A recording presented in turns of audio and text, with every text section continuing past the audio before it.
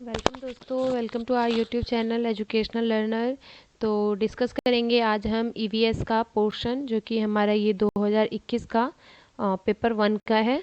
इसमें कुछ 30 होंगे सवाल, तो हम उसको देखते हैं किस टाइप के पूछे गए हैं। तो बिना टाइम वेस्ट किए सीधा स्टार्ट करते हैं। तो पहला क्वेश्चन हमारे सामने आता है, निम्नलिखित में से कौन सा एक भारत का संघ शासित प्रदेश नहीं है। ठीक है, भारत का एक संघ शासित प्रदेश पूछा जा रहा है। तो हम सबको पता है 28 हमारे राज्य हैं और जिसमें से कि 8 हमारे केंद्र शासित प्रदेश हैं। ठीक है, तो अभी हमसे यहाँ पे जो ऑप्शन दिया हुआ है, लद्दाख, जम्मू और कश्मीर, मणिपुर और चंडीगढ़। तो इसमें से देखिए, मणिपुर जो है हमारा राज्य है, ना कि केंद्र शासित प्रदेश है। तो मणिपुर हमारा आंसर होगा 61 का थर्ड ऑप्शन। अगले क्वेश्चन पे आते हैं 62। निम्नलिखित में से कौन से कच्चे तेल पेट्रोलियम के उत्पादक हैं। बॉम्बे तथा पश्चिम बंगाल, असम और उड़ीसा, गुजरात और तमिलनाडु, बिहार और बॉम्बे हाई। तो 62 का ऑप्शन हो जाएगा हमारा 3, गुजरात और तमिलनाडु। ये हमारे पेट्रोलियम के उत्पादक राज्य हैं। ठीक है, अगले पे आते हैं 63 पे। हमारे देश का संविधान निम्नलिखित में से किसके नेतृत्व में बनाया गया था। हम सबको पता है हमारे देश का संविधान बनाने का श्रेय किसको जाता है, डॉक्टर भीमराव बाबा साहब अम्बेडकर। इसमें हमें ज़्यादा इसके ऑप्शंस को पढ़ने की ज़रूरत नहीं है, हमें पता है 63 का थर्ड ऑप्शन। 64 पे आते हैं, पौधों के लिए किए जाने वाले नीचे दिए गए कार्यों पर विचार करें। पौधों को सहारा देना, ह्यूमस प्रदान करना, भोजन संचित या भंडारण करना, पानी और खनिजों को अवशोषित करना। इनमें से जड़ों के कार्य क्या हैं। तो देखिए, इसमें से पौधों को सहारा देना बिल्कुल जड़ों का कार्य है।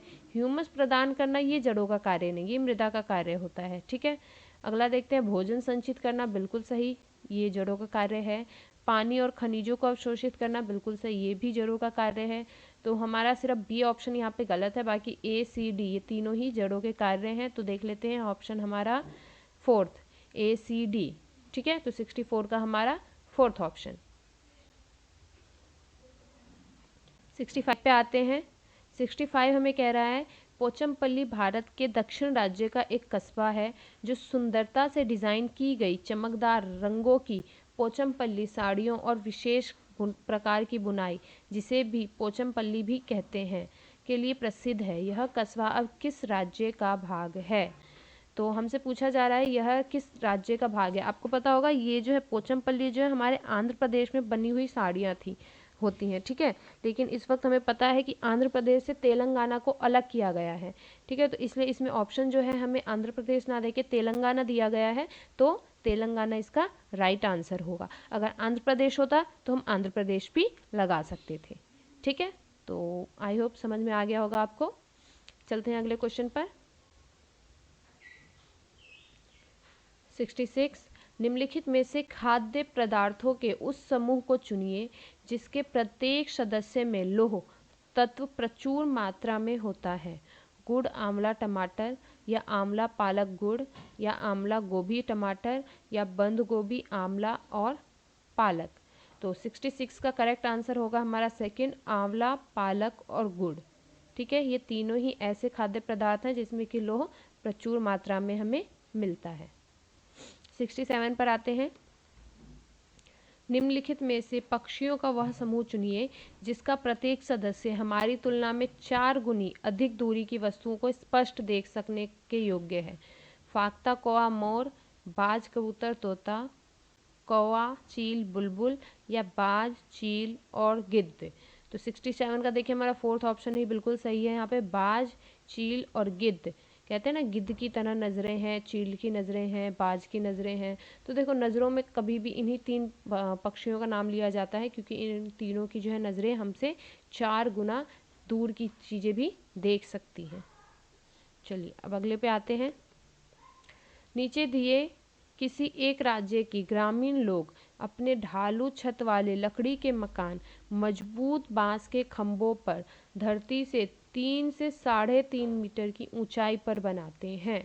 ठीक है, तो आपको पता होगा ये हमारे पूर्वी के राज्य होते हैं। पूर्वी इलाकों में जो है बारिश बहुत ज़्यादा होती है, तो इसलिए जो है ये जो मकान बनाए जाते हैं वो लकड़ी के थोड़े से ऊंचाई पर जाकर, धरती से थोड़ा सा 3-3.5 मीटर की ऊंचाई पर जाकर घर बनाए जाते हैं।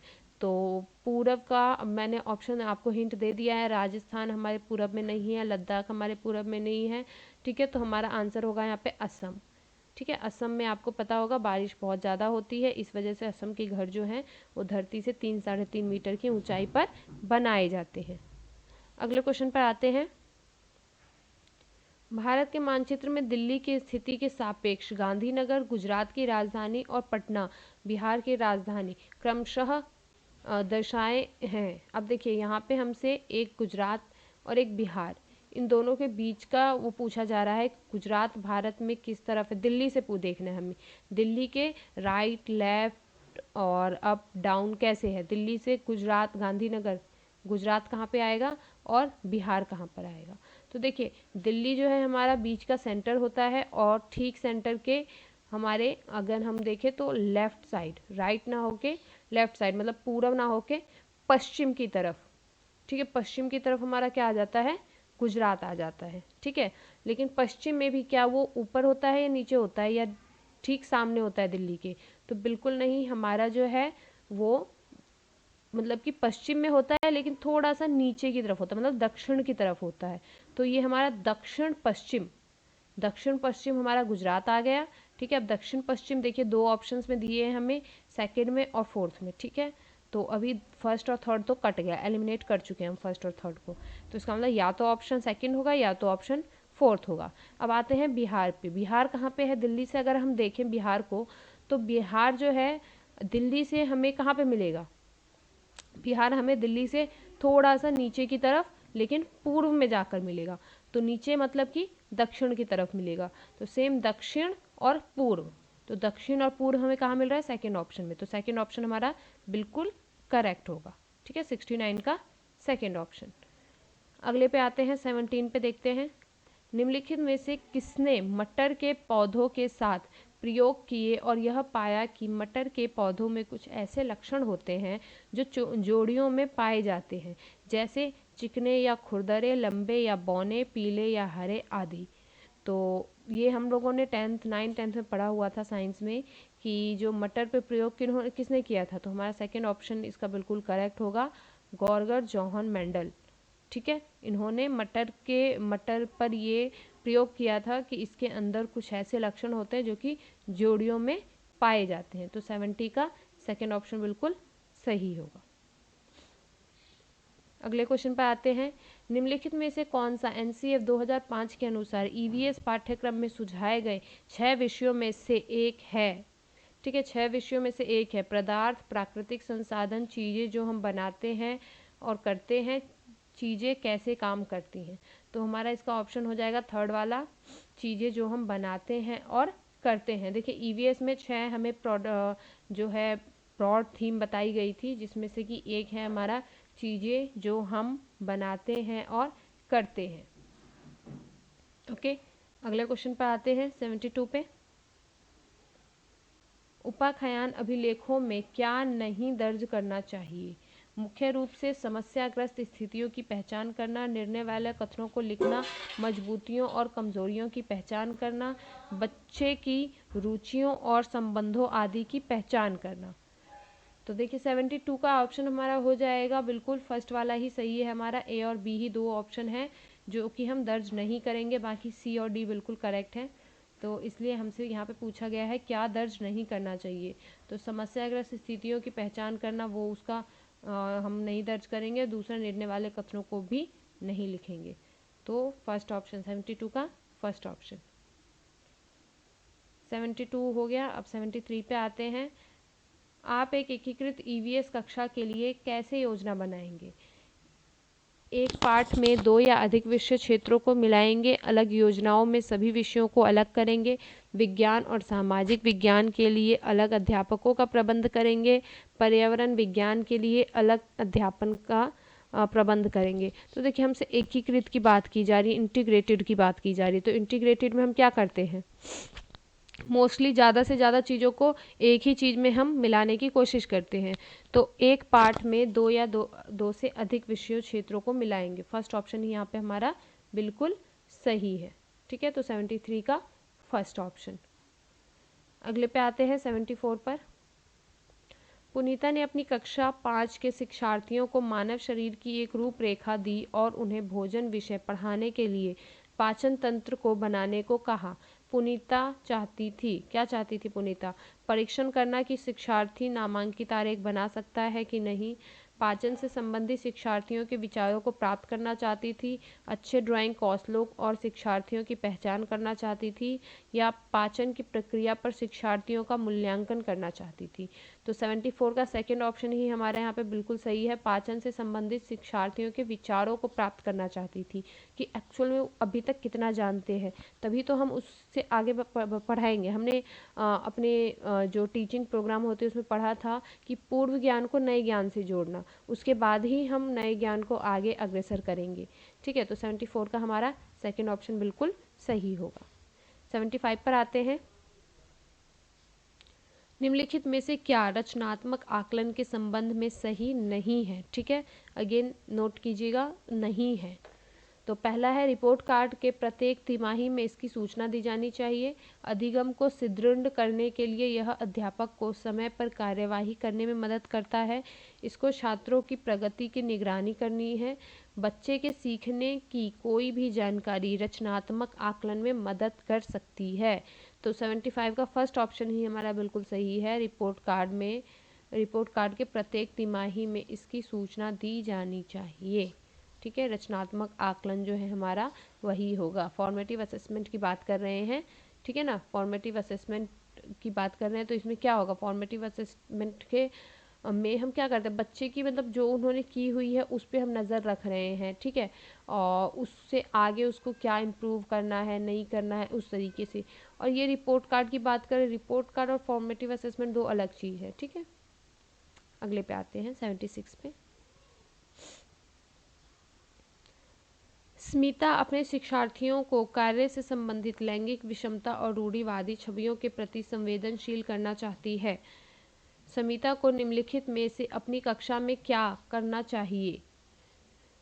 रूढ़िवादी मॉडलों को छात्रों को प्रस्तुत करें, विभिन्न प्रकार के कार्यों के फ्लैश कार्ड दिखाएं, केवल लड़कों के प्रतिदिन कक्षा को साफ करने को कहें, या एक छात्र की मां को कक्षा में आमंत्रित करें जो ऑटो चालक है। देखिए फोर्थ ऑप्शन कितना अच्छा बताया गया है, यहाँ पे महिला है और वो भी ऑटो चालक है, तो इससे ज़्यादा अच्छा तो कोई और ऑप्शन है ही नहीं कि हम, क्योंकि रूढ़िवादी छवियों के प्रति संवेदनशील करना चाह रहे हैं बच्चों को। तो बच्चे के नज़रों में एक ये चीज़ है कि ऑटो तो सिर्फ आदमी ही चला सकते हैं, तो अगर ऐसे में कोई लेडी है जो ऑटो चला रही है तो ये हमारे लिए सबसे बेस्ट ऑप्शन है यहाँ पर। ठीक है, तो 76 का fourth option is the best. अगले पे आते हैं 77 पर। कक्षा 5th के समयन आमतौर पर अपना दिया हुआ कक्षा का कार्य नहीं करते हैं। मुद्दे को हल करने का सबसे अच्छा उपाय हो सकता है। ठीक है, कोई बच्चा है जो अपना होमवर्क नहीं करता है तो उसको आप कैसे ट्रीट करेंगे? उसकी कठिनाई का पता लगाने और उसके अनुसार कक्षा कार्य को समायोजित करने के लिए उससे बात करें। किसी दूसरे बच्चे को उसकी कक्षा के कार्य को पूरा करने में मदद करें? बिल्कुल नहीं। माता पिता से बात करें और उन्हें सलाह दें। कब तक, कितनी बार करोगे आप ये काम? ये भी नहीं हो सकता। उसे वैकल्पिक और आसान गृह कार्य दे, ये तो बिल्कुल ही नहीं हो सकता कि अब नहीं करता तो इसका ना आसान कार्य दे, ये भी नहीं। तो फर्स्ट ऑप्शन ही बिल्कुल यहाँ पर सही है कि हम क्या करेंगे, उसकी कठिनाई का पता लगाएंगे, और कठिनाई का पता लगाने के फर्स्ट ऑप्शन हमारा बिल्कुल सही है, कठिनाई का पता लगाएंगे और उसी के अकॉर्डिंग हम रेमेडियल टीचिंग करेंगे। 78 पर आते हैं। मुस्कान ने परिवहन में डीजल वाहनों का उपयोग निषिद्ध होना चाहिए विषय पर एक वाद विवाद का आयोजन किया। मुस्कान के द्वारा इस विषय पर कक्षा में वाद विवाद के आयोजन का क्या उद्देश्य है? क्या उद्देश्य है मुस्कान के परिवहन में डीजल वाहनों का उपयोग निषिद्ध होना चाहिए, इस पे जो उसने विषय पे वाद विवाद आयोजन किया है उसका क्या मेन मोटो है? वह पूरी तरह से परिवहन में डीजल वाहनों पर प्रतिबंध लगाने की आवश्यकता पर छात्रों को संवेदनशील बनाना चाहती है। यह छात्रों के विचारों को जानने और उन्हें सही करने में मदद करेगा। वह आधुनिक वाहनों के उपयोग के लाभों पर छात्रों को संवेदनशील बनाना चाहती है। यह इस मुद्दे पर छात्रों को कई दृष्टिकोणों की सराहना करने में मदद करता है। तो 78 का हमारा फोर्थ ऑप्शन बिल्कुल सही होगा। यह इस मुद्दे पर छात्रों को कई दृष्टिकोणों की सराहना करने में मदद करता है। 79 पर आते हैं। ईवीएस के मानचित्र कौशल के बारे में पूछा जा रहा है। मैपिंग स्किल्स जो होती है बच्चों में, उसके बारे में बात की जा रही है। लैंडस्केप खींचने के कौशल को विकसित करता है। पूर्वानुमान और गणना के कौशल को विकसित करता है। रिकॉर्डिंग कौशलों को विकसित करता है। स्थानों की सापेक्ष स्थिति की समझ को विकसित करता है। तो 79 का देखिए फोर्थ ऑप्शन में बिल्कुल सही है, understanding the relative position of places. तो फोर्थ ऑप्शन हमारा बिल्कुल सही है यहाँ पर। 80 पर आते हैं। ईवीएस की एकीकृत प्रकृति सहायक है। अब देखिए ईवीएस की जो इंटीग्रेटेड नेचर है वो किस चीज़ में हेल्प करती है? पाठ्यचर्या के भार को कम करने और विशिष्ट प्रकरणों को पेश करने में, पाठ्यचर्या के भार को कम करने और शिक्षार्थियों को सार्थकता पूर्वक सीखने में, शिक्षार्थी केंद्रित उपागम का पालन करने और संकल्पनाओं की अधिक संख्या का परिचय देने में, दी गई सूचनाओं और विवरणों से सीखने में। तो 80 का हमारा सेकंड ऑप्शन बिल्कुल सही है, पाठ्यचर्या के भार को कम करने और शिक्षार्थियों को सार्थकता पूर्वक सीखने में मदद करती है। क्या? Integrated nature of EVS. Okay, 81 पर आते हैं। निम्नलिखित में से क्या ईवीएस में आकलन का एक व्यापक संकेतक नहीं है? ठीक है, अगेन नहीं पूछा जा रहा है। सहयोग, न्याय के प्रति सरोकार, समानता के प्रति सरोकार या अवधारणा मानचित्रण। तो देखिए 81 का हमारा फोर्थ ऑप्शन ही बिल्कुल सही है। कॉन्सेप्ट मैपिंग जो है ये हमारा व्यापक संकेतक नहीं है। ओके, अगले क्वेश्चन पे आते हैं। 82।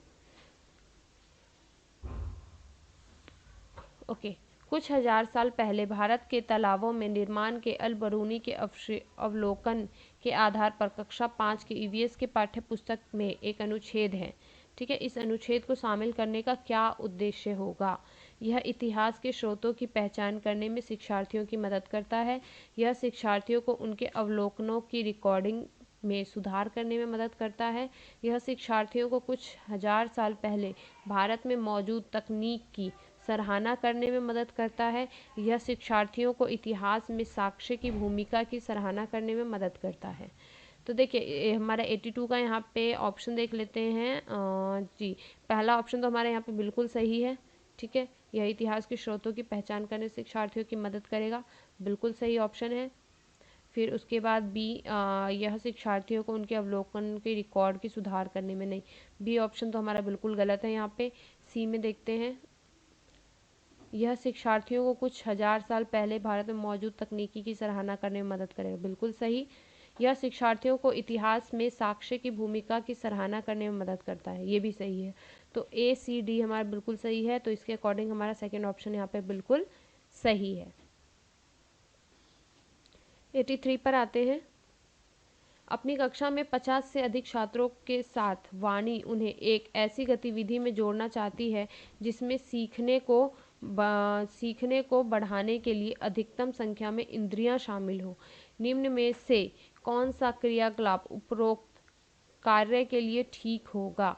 कौशलों के प्रदर्शन के लिए समुदाय से संदर्भ व्यक्तियों को आमंत्रित करना, समूह चर्चा को प्रोत्साहित करना, उचित एवी साधन के लिए स्मार्ट कक्ष का उपयोग करना, नज़दीक के स्थान के लिए क्षेत्र भ्रमण का आयोजन करना। तो 83 का फोर्थ ऑप्शन हमारा बिल्कुल सही है। हम जहाँ भी देखें बच्चों की सारी इंद्रियों को इकट्ठा करना है, ठीक है, जिससे कि वो अपने ऑल सेंसेस से सीखें। तो इसके लिए क्षेत्र भ्रमण मतलब कि ट्रिप हम ऑर्गेनाइज करेंगे, वो सबसे बेस्ट ऑप्शन होगा। तो 83 का फोर्थ ऑप्शन बिल्कुल सही है यहाँ पर। अगले क्वेश्चन पर आते हैं। इकरा अपने शिक्षार्थियों को ईवीएस में समाचार पत्रों और पत्रिकाओं को पढ़ने के लिए क्यों प्रोत्साहित करती है? ये मनोरंजक साधन उपलब्ध है। ये शिक्षार्थियों को उनके अपने संसार से जुड़ने में सहायता करते हैं। ये शिक्षार्थियों को स्वतंत्र बनाने में सहायता करते हैं। ये शिक्षार्थियों को प्रतिस्पर्धी बनाते हैं। तो 84 का सेकंड ऑप्शन ही बिल्कुल सही है। ये हमारी लाइफ को, मतलब कि हमारी एजुकेशन को रियल लाइफ से जोड़ते हैं। ये शिक्षार्थियों को उनके अपने संसार से जोड़ने में सहायता करेंगे। ठीक है, तो 84 का सेकंड ऑप्शन करेक्ट है। 85 पर आते हैं। पर्यावरण अध्ययन में प्रश्न करने को एक युक्ति के रूप में उपयोग किया जाता है। अनुशासन को बनाए रखने के लिए, ध्यान खींचने के लिए, नियमों के पालन को बढ़ावा देने के लिए, कक्षा कक्ष में जिज्ञासा को बढ़ाने के लिए। तो 85 का हमारा फोर्थ ऑप्शन बिल्कुल सही है, कक्षा कक्ष में जिज्ञासा बढ़ाने के लिए। ठीक है, arousing the curiosity in classroom, curiosity को बढ़ाने के लिए। 86 पर आते हैं। दिए गए कौन से एक राज्य में तोड़ांग का अर्थ जंगल है? तोड़ांग जो है जंगल बोला जाता है, किस भाषा में? असम में, उड़ीसा में, मिजोरम में या झारखंड में? तो 86 का फोर्थ ऑप्शन ही हमारा बिल्कुल सही है, झारखंड में। ओके, झारखंड के लोग जो हैं जंगल को तोड़ांग बोलते हैं। ओके, अगले क्वेश्चन में आते हैं। आपका घर x पर स्थित है तथा आपका विद्यालय y पर स्थित है। यद्यपि आपका विद्यालय ठीक सामने है, परंतु बीच में व्यस्त राजमार्ग होने के कारण आप सीधे नहीं जा सकते। अंततः पहले आप ठीक दक्षिण में 125 मीटर दूर जाते हैं, फिर ठीक पूर्व में 100 मीटर लंबा सुरंग पथ पार करते हैं। अंत में आप ठीक उत्तर में 125 दूरी पर y अपने विद्यालय पहुंचते हैं। y पर विद्यालय के सापेक्ष x का आपका घर कहाँ स्थित है? तो इसे आप थोड़ा सा बना कर देखिएगा। ठीक है, जिस अकॉर्डिंग इन्होंने बताया है, पहले आपको वहाँ पे x से y पर जाना है, फिर y से x पर जाना है, इतने मीटर जाना है, उसके अकॉर्डिंग एक डायग्राम आपके पास तैयार होता है। ठीक है, मैं आपको डायरेक्टली आंसर यहाँ पे बता रही हूँ। 87 का जो है हमारा थर्ड ऑप्शन बिल्कुल सही बैठेगा कि 100 मीटर ठीक पश्चिम में आएगा, अगर हम y पर विद्यालय के सापेक्ष x अपना घर अगर देखते हैं तो। ठीक है, अगले क्वेश्चन पर आते हैं।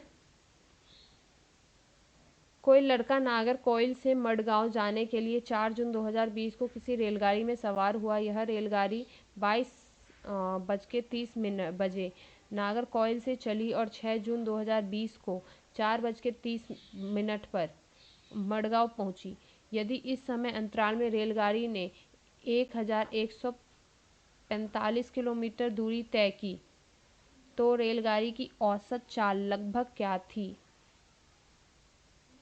तो देखिए यहाँ पे आप इसको करके देखिएगा, थोड़ी सी कैलकुलेशन है। 4 जून 2020 से आपके को 6 जून 2020 का समय के अकॉर्डिंग उसको माइनस करना है। ठीक है, आप क्या करोगे, आप 4:30 को भी पहले 24 घंटे के फॉर्मेट में ले आओगे, फिर उसको माइनस करोगे, सीधा आपका आंसर आ जाएगा। ठीक है, यहाँ पे सीधा मैं आपको आंसर बता दूँ, आपका answer 38.5 kilometre per hour answer होगा। तो 88 का सेकंड ऑप्शन हमारा बिल्कुल सही है। 89 पर आते हैं। नीचे दिया गया कौन सा कथन मधुमक्खियों और छत्तों के विषय में सही नहीं है? प्रत्येक छत्ते में एक रानी मक्खी होती है जो अंडे देती है। भाई ये बात तो बिल्कुल सही है। नर मक्खियां छत्तों के लिए अत्यंत महत्वपूर्ण होती हैं। महत्वपूर्ण होती हैं बट अत्यंत महत्वपूर्ण वर्ड बोला है, तो इसलिए ये ऑप्शन हमारे यहाँ पे गलत आता है। सेकंड ऑप्शन ही हमारा गलत है, आगे ऑप्शन पढ़ने की ज़रूरत भी नहीं है। ठीक है, क्योंकि हमसे गलत ही पूछा गया है और ये गलत है। आज का लास्ट क्वेश्चन देखते हैं। आज हम मिर्ची के बिना भोजन की कल्पना भी नहीं कर सकते, इसे व्यापारी हमारे देश में लाए थे। देखिए मोस्ट इम्पॉर्टेंट क्वेश्चन है ये, 2 से 3 बार सीटेट में रिपीट होके आया हुआ है कि मिर्च के लिए सबसे जो प्रसिद्ध देश है भारत में, मिर्च का व्यापार कहाँ से होता है? अफगानिस्तान से, इंग्लैंड से, दक्षिणी अमेरिका से, दक्षिणी अफ्रीका से। तो 90 का हमारा थर्ड ऑप्शन है, दक्षिणी अमेरिका से ही मिर्च की व्यापार होती है भारत में। ठीक है, आई होप आपको ये सेशन अच्छा लगा होगा तो लाइक और कमेंट कीजिएगा, चैनल को सब्सक्राइब कीजिएगा। ठीक है, मिलते हैं तब तक आपसे अगले वीडियो में। धन्यवाद।